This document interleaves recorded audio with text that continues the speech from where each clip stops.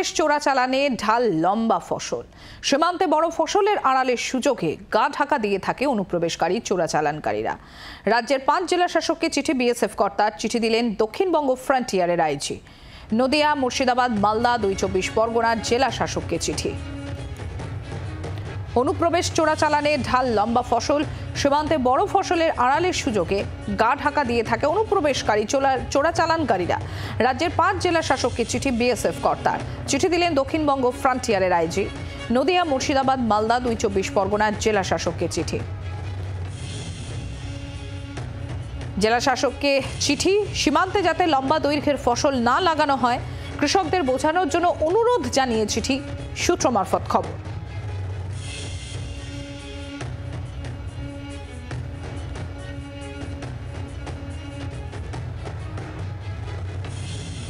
অনুপ্রবেশ চোরাচালানে ঢাল লম্বা ফসল। সীমান্তে বড় ফসলের আড়ালের সুযোগে গা ঢাকা দিয়ে থাকে অনুপ্রবেশকারী চোরাচালানকারীরা। রাজ্যের 5 জেলা শাসককে চিঠি বিএসএফ কর্তার।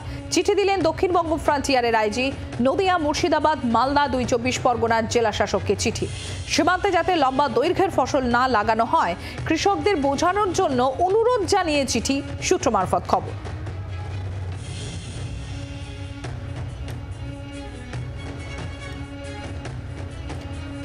অনুপ্রবেশ চোরাচালানে ঢাল লম্বা ফসল। সীমান্তে বড় ফসলের আড়ালের সুযোগে গা ঢাকা দিয়ে থাকে অনুপ্রবেশকারী চোরাচালানকারীরা এবং রাজ্যের 5 জেলা শাসককে চিঠি বিএসএফ কর্তার। চিঠি দিলেন দক্ষিণবঙ্গ ফ্রন্টিয়ারের আইজি। নদিয়া, মুর্শিদাবাদ, মালদা, 2-24 পরগনার জেলা শাসককে চিঠি এবং চিঠিতে যেটা বলা হয়েছে, সীমান্তে যাতে লম্বা দৈর্ঘ্যের ফসল না লাগানো হয়, কৃষকদের বোঝানোর জন্য অনুরোধ জানিয়ে এই চিঠি বলে সূত্র মারফত খবর। কৃষকদের বোঝানোর জন্য অনুরোধ জানিয়ে সেই চিঠি। অনুপ্রবেশ চোরাচালানে ঢাল হচ্ছে লম্বা ফসল। তার কারণ যেটা বলা হচ্ছে যে বড় বড় ফসল যখন লাগানো হচ্ছে, সেই বড় ফসলের আড়ালের সুযোগে গা ঢাকা দিয়ে থাকছে অনুপ্রবেশকারী চোরাচালানকারীরা। আর রাজ্যের 5 জেলা শাসককে চিঠি বিএসএফ কর্তার। চিঠি দিলেন দক্ষিণবঙ্গ ফ্রন্টিয়ারের আইজি। নদিয়া, মুর্শিদাবাদ, মালদা, 2-24 পরগনার জেলা শাসককে চিঠি।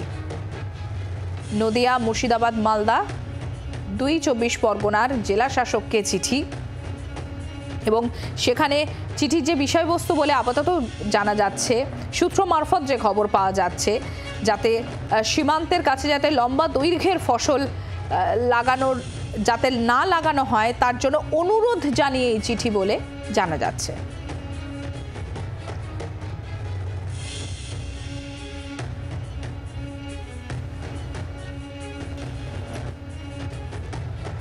আপনারা জানেন, অনুপ্রবেশ বন্ধ করতে এবং চোরাচালানকারীদের রুখতে ইতিমধ্যেই বেশ কিছু পদক্ষেপ নেওয়া হয়েছে এবং তার মধ্যে অন্যতম বলে জানা যাচ্ছে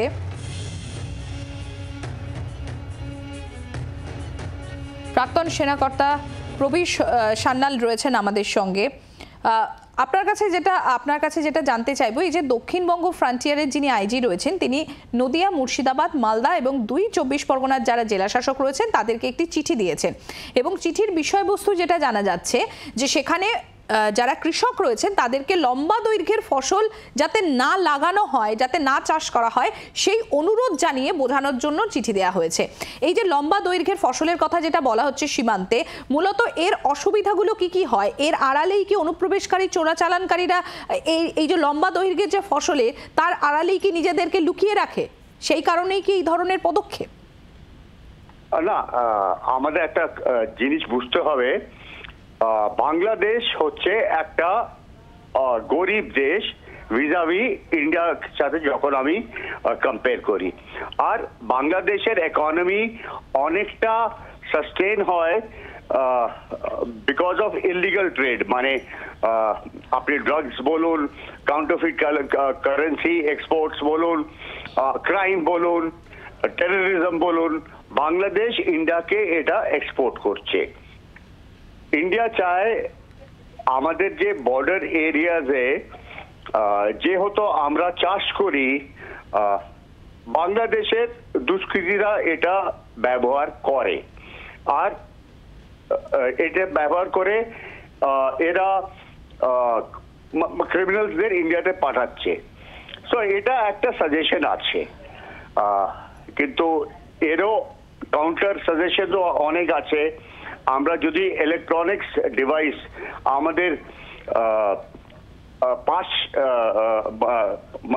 মানে যেখানে আমরা চাষ করি ওখানে যদি লাগাই, তাহলে আমরা এই ইনফিল্ট্রেশনটা ডিটেক্ট করতে পারবো আর এটা কন্ট্রোল করতে পারবো।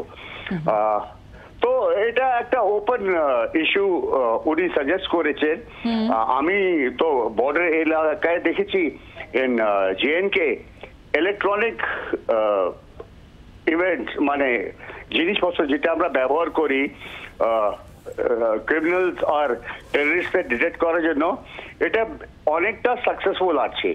আর এটা যদি রেগুলারলি আমরা আপডেট করতে থাকি, আমরা হয়তো অনেকটা ক্রিমিনাল অ্যাক্টিভিটি যেটা বাংলাদেশ থেকে ইন্ডিয়াতে আসে ওটা আমরা রুখতে পারবো। So this is a alternate suggestion যেটা আমি দিলাম। ইয়েস, অনেক ধন্যবাদ। আমরা কথা বলছিলাম, প্রাক্তন সেনাকর্তা ব্রিগেডিয়ার প্রবীর সান্যাল ছিলেন আমাদের সঙ্গে। বাংলার আওয়াজ, বাঙালির আবেগ, জি 24 ঘন্টা।